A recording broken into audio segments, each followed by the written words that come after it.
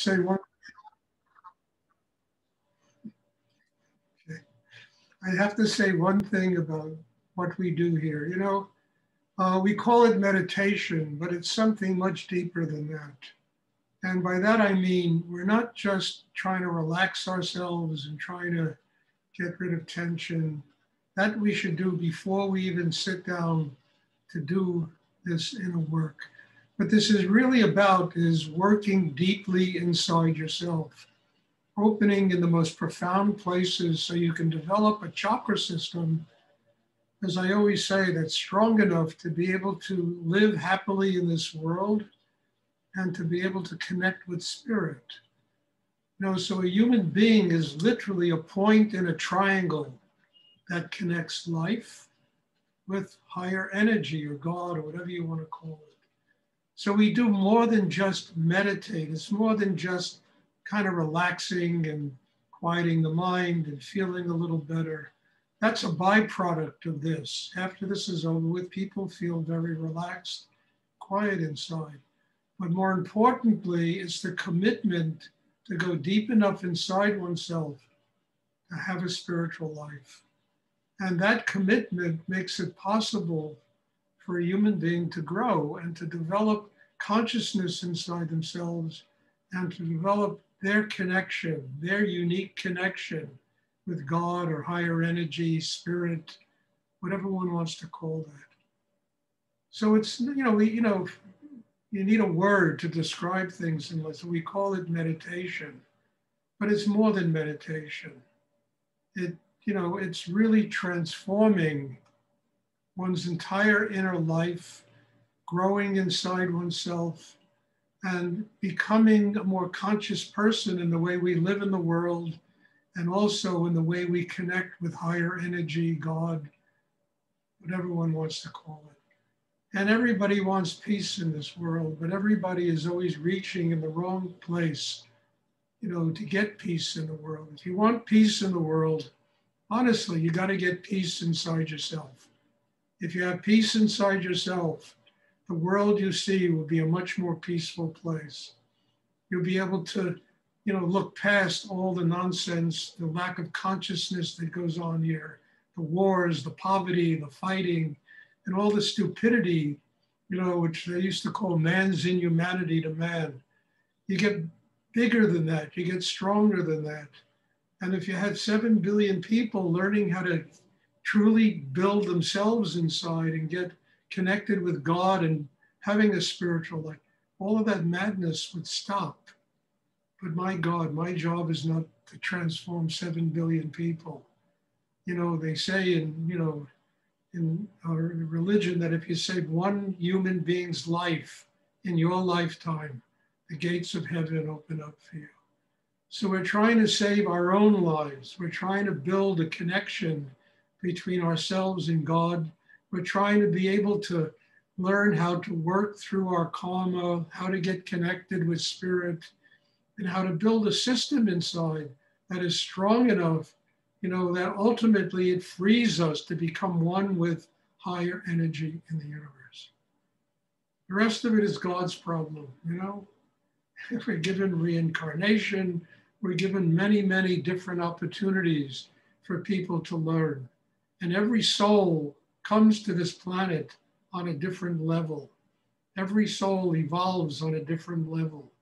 And we all have to have patience, not only with ourselves, but with everything else that goes on in the world. So please understand that what we do,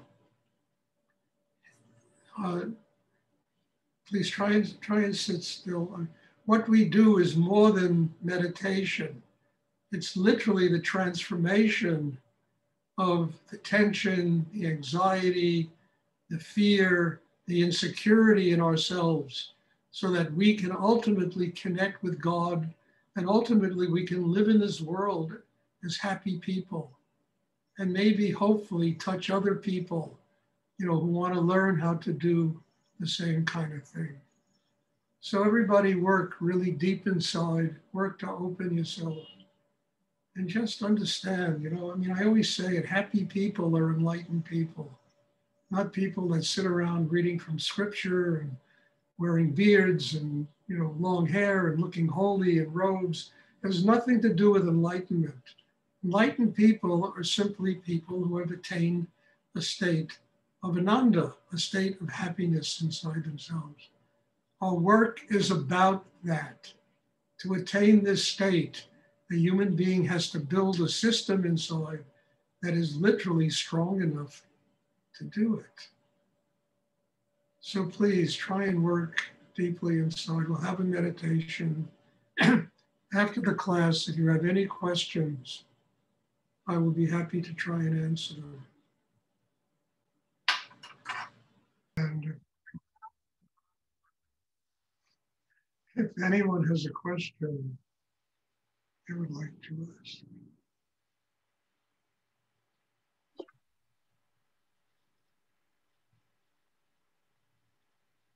Stuart? Ladies first. Yes. Can you talk about living in the physical world and connecting to the realm beyond nature? Yeah, well, Larry, I talk about this all the time. It's probably a topic I almost feel like a broken record talking about it so much. I mean, it's very simple. It's a triangle. You understand? A human being, because they are centered and focused in the second chakra, third chakra, the hara, right below the navel, lives at a point in the triangle where they can connect with life, work out their karma. They have the strength to do that. And at the same time, they can connect with higher energy in the universe. It's our job to build a system that enables us to do this. Otherwise, we spend all our time in our heads, in our emotions, our sexual energy. These energies run rampant inside us and they really drive people crazy. So the whole secret to all of this, and it's not terribly much of a secret because I speak about this endlessly, is learning how to build the third chakra, developing chi in the third chakra, the hara, because there is where a person is rooted, grounded. They are, there's harmony, there's balance there. Once you build that chakra, you understand? Living in the world is just an extension of this. You have the strength to live here with your heart open. You have the strength to keep your heart open so you can live here with compassion, with love, with joy, with dignity, with respect for other human beings, not being judgmental. Understand, we have to be really strong inside to do these things. They don't just happen. It's easy to judge other people. It's easy to be unhappy. It's easy to be, there's so much wrong in the world that it doesn't take a great genius to pick it all out. What's really difficult is to have the inner strength to allow life to become one's teacher. You can bow to life. Life itself is sacred. But in order for us to embrace the sacred nature of life, we can't be in our heads with the tension and the neurosis and anxiety that goes on in the human head, our emotions which pull us down all the time. We need to be grounded and strong inside so that we can keep the heart open. And when the heart stays open, we interact with life, with compassion, with love. I mean, I don't know another way to do this. I learned this from my teacher, God bless his soul. He was amazing that he brought this into my life. And I'm trying to pass this on to all of you. They always talk about divine will and human will. Divine will merges with human will when a person uses their will to develop an inner life that is strong enough to connect with God. That's when these two of these things merge. Otherwise, we're always in opposition to divine will. We're always doing stuff that gets us into all kinds of messes. on the planet. Once we build that kind of inner life, the human will and the divine will become merged as a marriage. We have used our will to build a chakra system that is strong enough to live in the world and to be free of the world at exactly the same time. I don't know another way to do this. I wish I did. This is not easy. And as I tell everybody all the time, the only reason it's not easy is we're up against the one person who keeps us from doing it. It's ourselves. That's the real dragon we have to fight, is that dragon that lives inside of every human being, that keeps them from connecting with God, being happy in the world. I mean, this is an amazing thing to learn, and I'm so grateful that the universe uses me to teach this. It's not for everybody. In many cases, it's too strong for people. It's too real for people. They want some more kind of spacey way of doing it, and it's all right. I don't interfere with people's need to do whatever they do. But in my own heart, I am so grateful I learned this, because it enabled me to survive Stuart. Never mind all the bullshit that goes on in the world. To just survive Stuart. What I'm talking about enabled me to do that.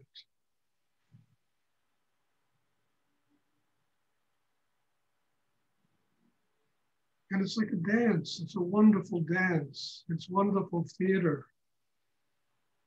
To be on stage, you have to be 100% present. You're not going to be 100% present if you're in your head, or if you're thinking and daydreaming and bouncing from the future to the past, to the future to the past, and never living your life in the moment.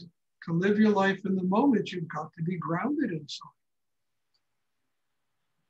That allows you to embrace the sacred nature of life. It enables you to connect with spirit.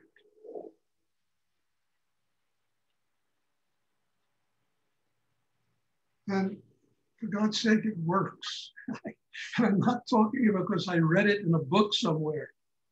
And when I think about what I was like the day before I met my spiritual teacher, Rudy, and how my life evolved and changed, and this is a miracle. I am a living miracle. And I mean that in many ways. And most importantly, it enabled me to survive Stuart. I mean it. And to learn how to get grounded and learn how to keep my heart open. And it never took anything away from all the other things that I had to do in my life. Running a business, running ashrams, writing books, all of this stuff I've done in my life. It just gave me the energy, the creative flow of energy that enabled me to do that. To do many, many things, not just to be living my life with blinders. It can only be this way.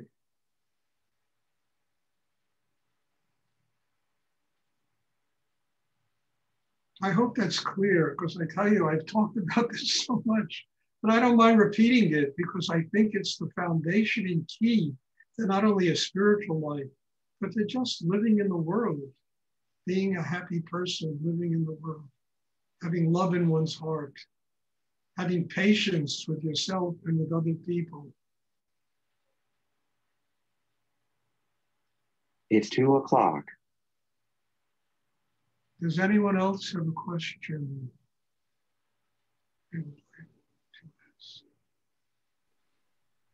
Stuart?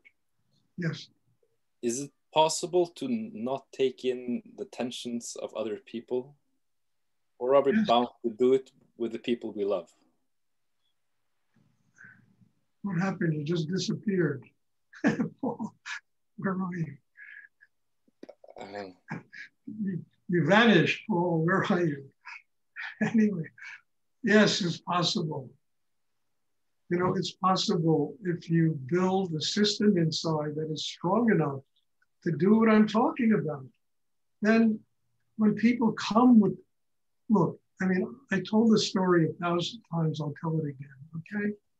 When I was a young student in this meditation, I was, I had a very difficult year. I was, going to school. I was running my own business. I was teaching for Rudy in his ashram.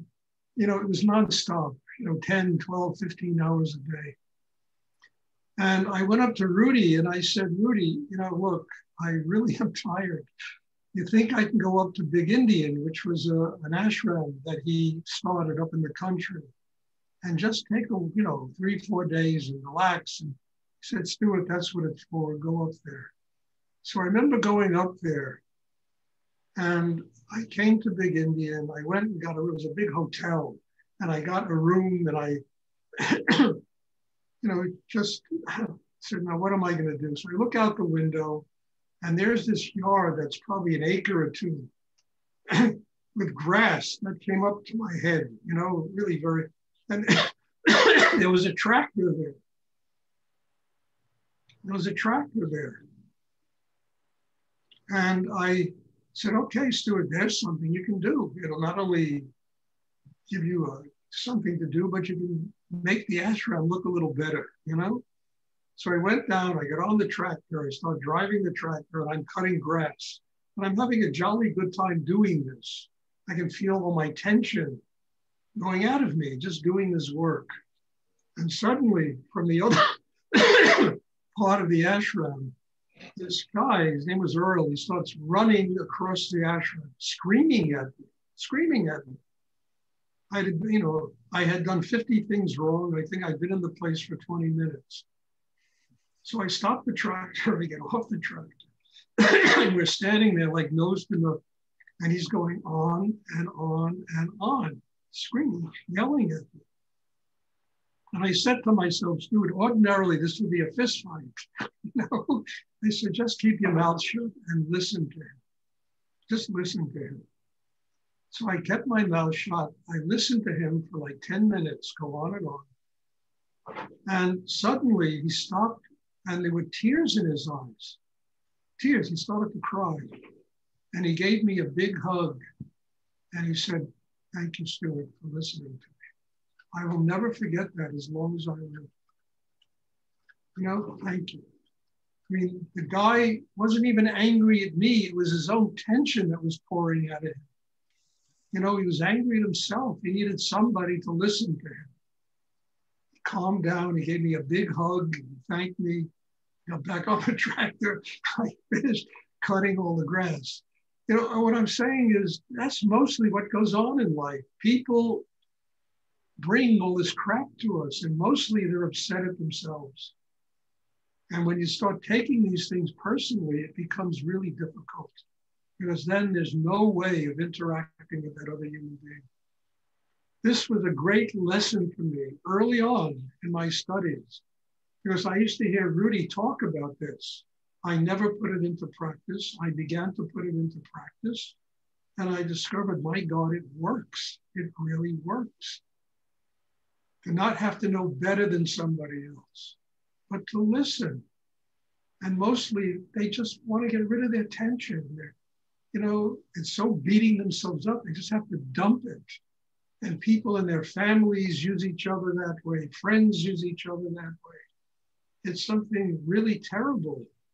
And if we can just learn to listen, it will save ourselves so much angst and tension and problems. We just listen to other people. I wish politicians could listen to each other and come to some kind of thing that works instead of all this craziness that goes on in life. So I'm just saying, you asked that, well, he's not even here anymore. He had to go to some meeting or something. But I think it's relevant to all of us, because I don't think anybody has ever not been in a situation like that. I had it maybe another month or two later.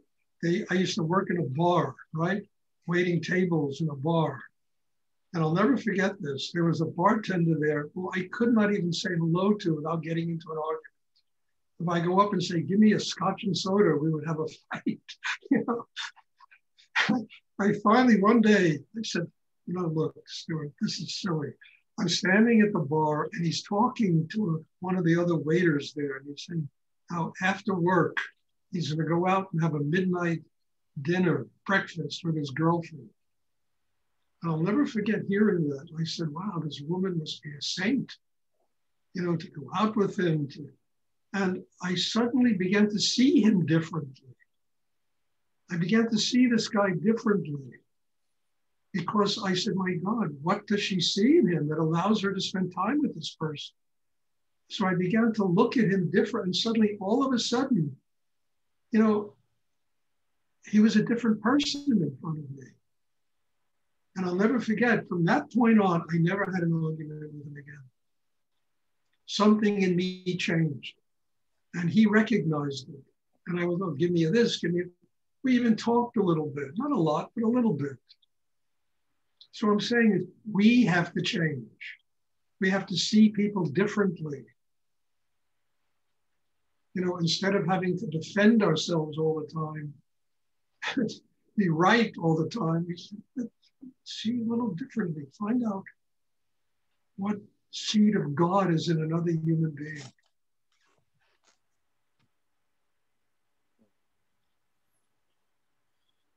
I must have had, I don't know, 1,000 experiences like this. I could go on all day.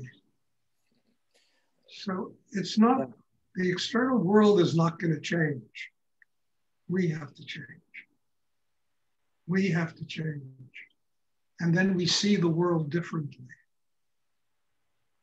And we find there's a seed of God, there's a seed of spirit in every human being. And we also don't have to put up with people's bullshit. We can just say, no, I don't need this in my life.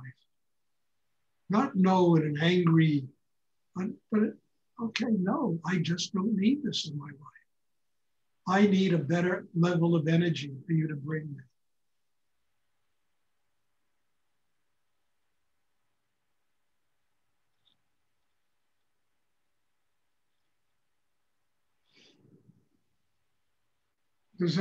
I hope this is clear, you know, it's pretty powerful stuff I'm talking about here.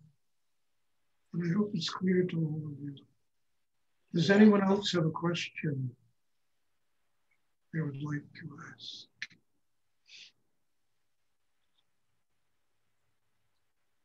Yeah, I have another question. It's Skender, by the way, not Paul. It's regarding like conforming or adapting to society. And I've been like, when I was younger, I was very like eager and education, work.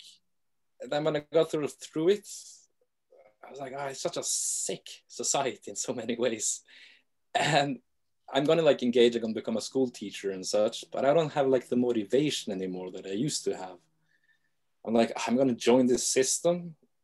Skender, look, you're changing, Skender, and your motivations are gonna change. You understand?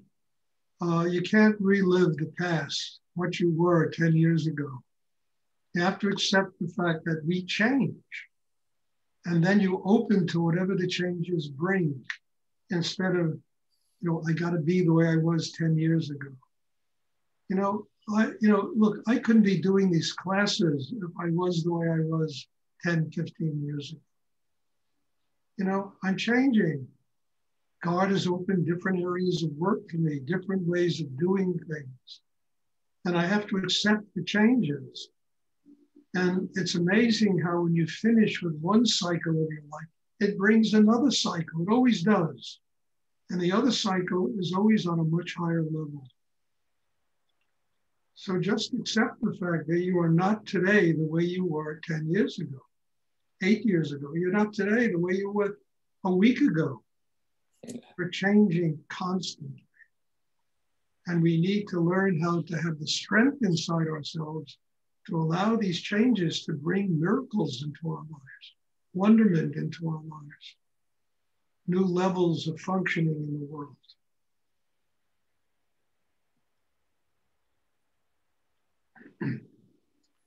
Now, this is not easy to do. We have to have the capacity to do it inside. Otherwise, we try to drag up ghosts, you know, things in us that are dead, that the way we lived 10 years ago, 5 years ago, 20 years ago. We're not the same person anymore.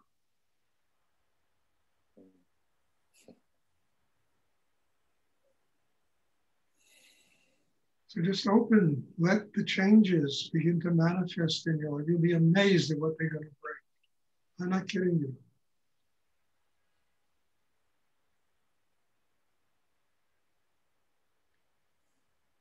Does anyone else have a question they would like to